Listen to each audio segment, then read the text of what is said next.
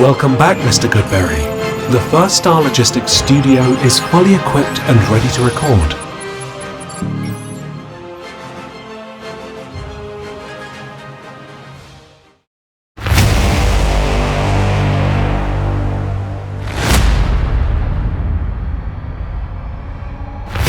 Welcome to a very special edition of Bengals on the Brain. I'm in Cincinnati, Ohio. I'm at the new world headquarters for First Star Logistics. They brought me down here to enjoy this First Star studio where you guys see Dave Lapham, Malik Wright do a lot of their episodes, their shows, work their magic. I can feel it here. I feel the vibes, the good vibes from those guys that they, put on every week when they do their shows. And it's been almost a year exactly since First Star brought me on, and I think it was July 18th. I went on with Dave Lapham, and he introduced me to you guys if you weren't aware of me then. And it's been a great first year partnership with them. I mean, from coming to games to the giveaways, which we still have some of the bucket hats we did last year, and you're going to want these again for training camp as training camp is coming up. And we'll talk about training camp in a little bit here, but they've got my logo on there. They got the First Star logo on it. We also have bobbleheads. We got a bunch of those still to go. If you want a bobblehead, if you didn't get one, we still have some to give away. We'll figure out a way to get them to you. I'm sure we'll have a link in the bottom somewhere for you guys. And also, we give them away on the shows pretty regularly. So we got a show with Dave Lapham as well. Depending on when this airs, you may have already seen it, but we will have some giveaways for both of those. Be on the lookout as training camp approaches. As rookies show up on July 20th, veterans show up July 23rd, and the first time you'll get to see these guys practice is the 24th, which is only open to season ticket members and VIPs, which First Star is one of them. So you want to pay attention once that rolls around. They'll have some exclusive content. So year 2, that's why I'm here. That's why they brought me down. Year 1 was a great success. Everything that you guys have enjoyed, whether it's the film breakdowns, the analytics, the statistical breakdowns, and everything you've come to learn and love from Bengals on the Brain is coming back for year 2. And we're going to try and make it bigger and better and involve you guys more live streams, more questions, more interactive things, maybe a get together. Maybe we will do more live shows before games, after games, go on more trips with First Star and, bring you guys the content you enjoy. So year 2 is expected to be even bigger and better. I'm excited for it. I'm excited that they are bringing me back, and it was a great way to do it, bringing me to this First Star studio and the location because it's awesome. I don't know how much you guys will get to see. I'm going to try and record as much as I can and put it in here. First thing I did when I walked into this place, they had a screen showing all of my highlights and lowlights as the first pitch happened. They had that playing. I don't know if you guys remember that one, but that was cool. But yeah, they got that blasting for everyone to see as they walk into this place. Anyway, with training camp opening, with the season right around the corner, we've got a lot of questions. We got a lot of burning questions, a lot of answers, maybe not so much answers, but analysis to dive into regarding this Bengals roster. What are we worried about? What are we concerned about? What do we want to see? What are the answers they need to provide in order to make you feel better? Or are you one of the guys that are one of the fans that just feel good about this team no matter what? I think they've got some questions. I want to go through them and discuss some of the concerns that I have with this roster and why I think we're in for a great season with the Cincinnati Bengals. The first thing we're looking out for in training camp when it comes is obviously the biggest topic with the Bengals for 2024, Joe Burrow's health. How is that wrist? And not just the wrist. Remember, he had 2 calf injuries last year. He's dealt with injuries throughout his career, whether it's the pinky or the knee, multiple times with the knee, a neck contusion. So durability and health with their star quarterback is a big thing, clearly. You can only go as far as your quarterback goes, and if he's healthy, he's great. We know this. If you're online and perpetually online the way I am, you see some of the comments from either people that are trying to spark you up a little bit or just people that don't really understand the game, but they'll say that Joe Burrow has he's prone to injury or he doesn't have the durability or the team will never do it because of this and that. Well, I guess we all have that little concern in the back of our mind, but at the same time, when he is healthy, you got to think this team has a chance. And I think that's where we stand here is why it's so important, because if he is, they're a good team. If he's not, well, let's not go down that path, right? How are they going to manage it? What is that plan going to look like? How are they going to navigate it when it's an injury that doesn't happen to quarterbacks too often? He may be cleared right now, but that doesn't mean he has to make every throw and take every rep in practice. I think as fans, we need to figure out how we're going to react every time Burrow has a day off, or maybe a series off, or maybe doesn't throw on a particular day. Is that alarm bells right away? Are we hitting the fire alarms, the panic alarms right away? Or are we saying, this is part of the process, this is part of the recovery and navigating how they're going to make sure he's healthy for week one, which is really the ultimate goal, which I believe is what's going to happen, and means we have to temper ourselves a little bit and make sure we're not freaking out every time the guy has a day off, because he is that important to this franchise. How will they protect him, though? Is it just giving him days off? I think part two is, what does this offense look like? New offensive coordinator, Dan Pitcher, who just had a great interview with Dave Lapham in the trenches. Make sure you check that out. But how will this offense appear differently? How will the play calling look different? How will the personnel packages? What's the scheme differences? Will we be able to tell in camp and preseason? A lot of times that stuff is very vanilla. And it's not until usually midway through the first month or into late September where we're like, yeah, okay, now this is what this offense is going to look like. We can tell now. They've made their counters to whatever defenses we're doing to them. And then we get in October and we say, okay, this is the offense. But what do we expect and what do we need to see?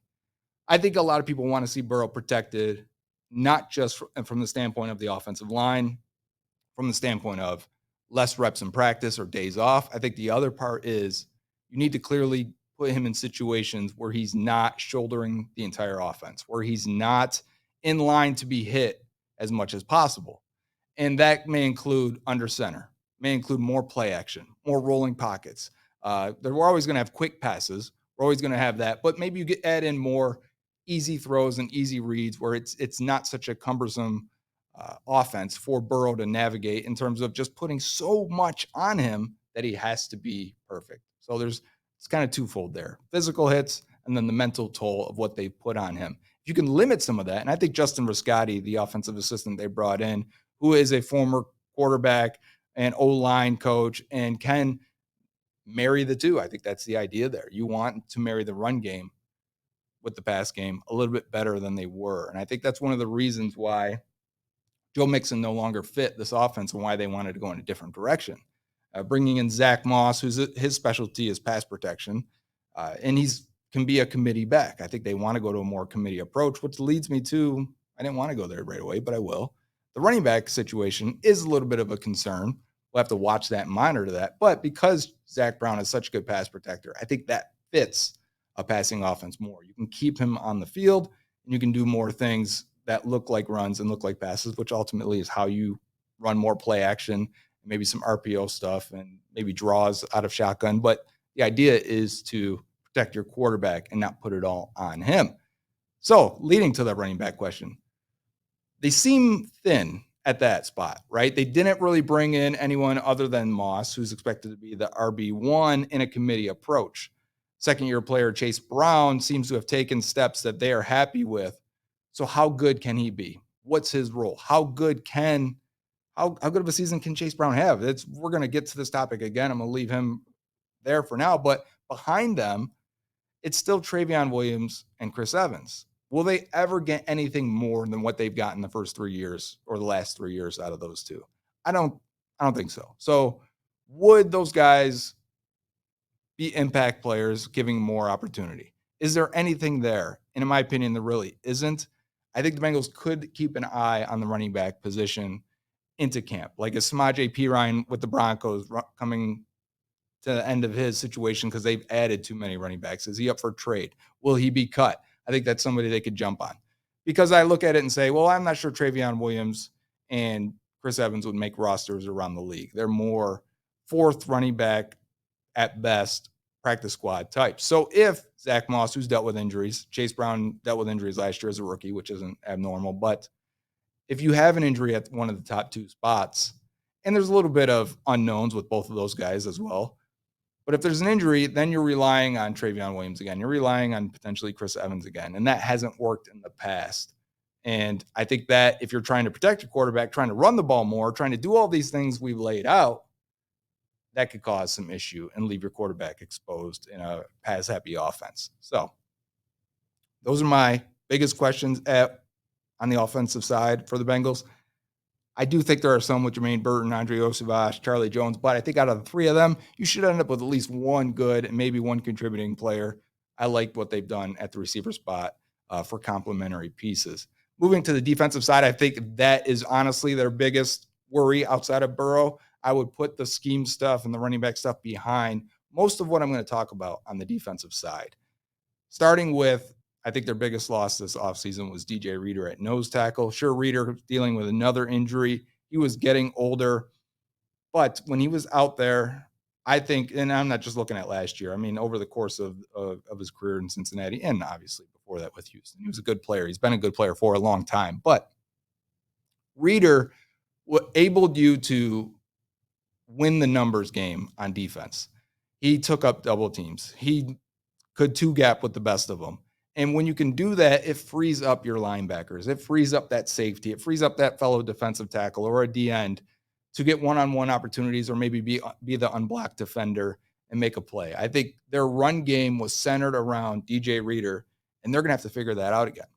And now they replaced Reader with Sheldon Rankins, which means you should be more athletic. You should be able to pass rush more from the inside. Those are good things. We need those things. When it's the fourth quarter against the Chiefs, you're not worried about the run game so much. You're worried about getting Mahomes, right? But you got to get that far. You got to get to that point. And I think there's potential for them to be worse against the run. I will say then, because they spent 2 draft picks at defensive tackle, Chris Jenkins, McKinley Jackson, there is potential to be surprised there that one of them is an instant impact player or both are solid contributors as the third and fourth defensive tackles. But we've seen defensive tackles take a year to really develop and start making that impact. So are they just going to roll these rookies in there and let them develop on the fly? Meanwhile, you're a little bit thin at that spot, and it's affecting now the linebackers. And now your 2 high-paid veteran linebackers can't be as good as they're supposed to be. And then does that, in return, put you in less situations where you can pass rush because you're giving up 4 yards a pop on the ground?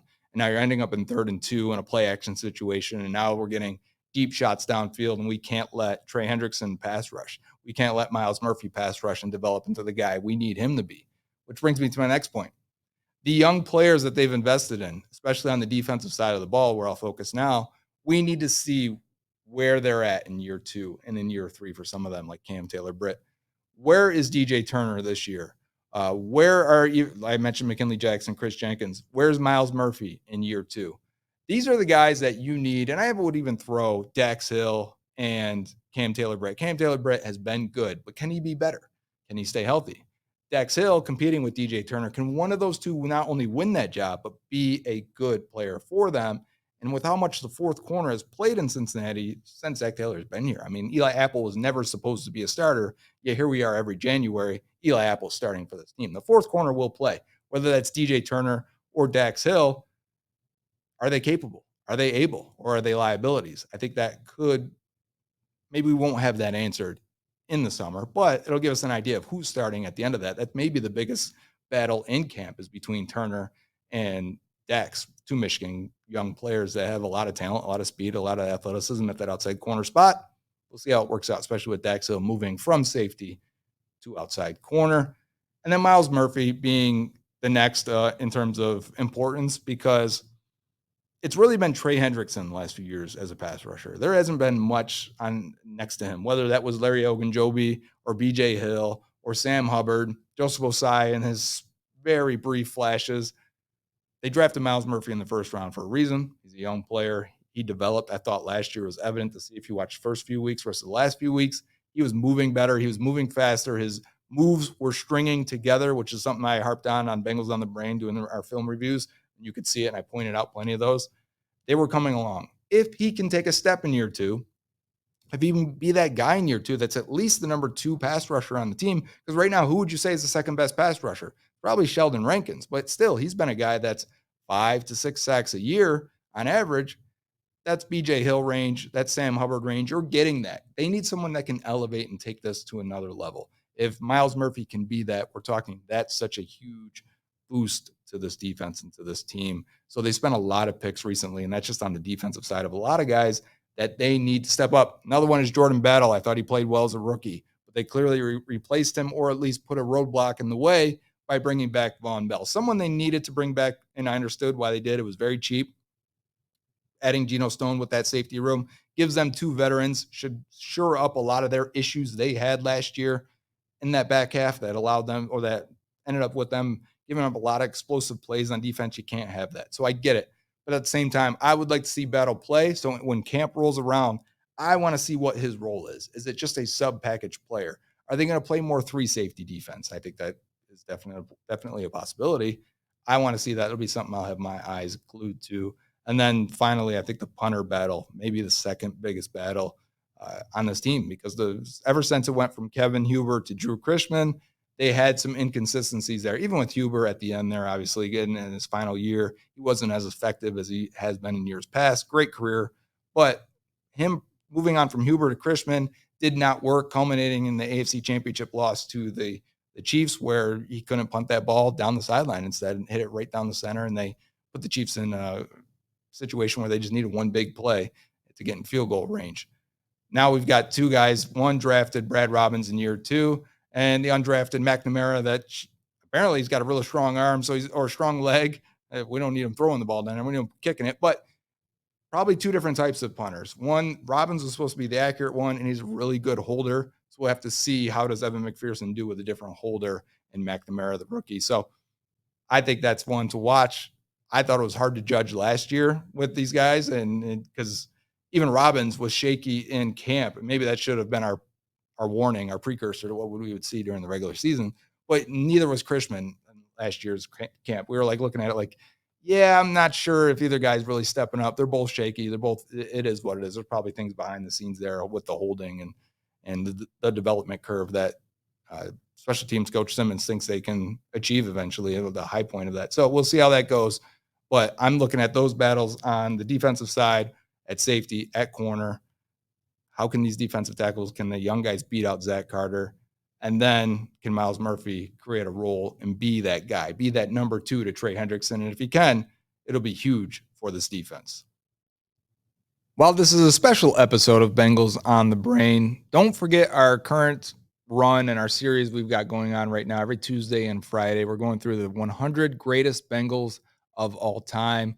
And it started with a formula, trying to spit it out as a number, looking at guys. How long did you play in Cincinnati? How did your career go? How did your overall career go when you left? What quality player were you? How many Pro Bowls, All Pros, second team All Pros, other awards like Walter Payton Man of the Year or Bengals Man of the Year awards, team captains, things like that. I all put it together, created a formula, let it spit it out, and then I use my knowledge and my interaction with Bengals fans to try and come up with like a legacy score for how we look at that player post-playing career, and maybe 10 years later, 15, 30 years later from that, when that guy retired, to give me an idea of how to rank these players. And when I thought I got the top 15 or so correct, I was like, okay, this formula works. And then when I got to 150 to 200 players in the database, I was like, this is fun and interesting. And I love the way it came out.